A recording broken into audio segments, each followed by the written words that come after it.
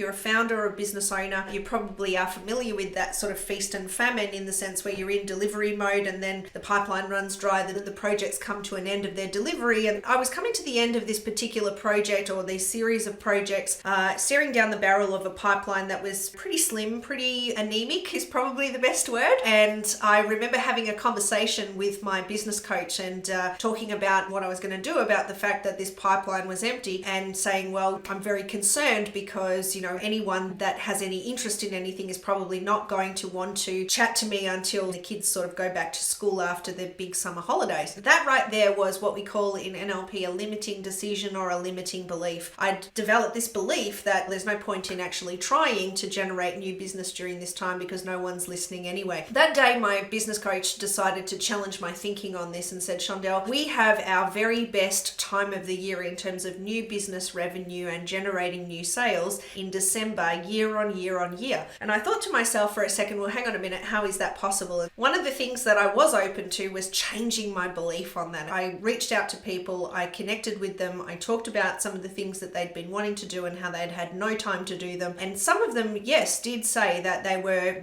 not able to meet with me, but we set up some appointments for when they were back in the office. Getting that momentum and still making that connection made a very big difference to set up my springboard for the next calendar year that was coming up. Now, what was interesting to me was the fact that there were a number of people who were really ready to take action. And so that went and completely crushed that limiting decision that I had, that people weren't interested in starting conversations in that period. And so in the space of 30 days, I went from pretty much a zero pipeline to closing over $60,000 worth of sales in a 30-day period. If that wasn't a convincer for my limiting decision that people weren't buying in that period, then I'm not quite sure what would have collapsed it.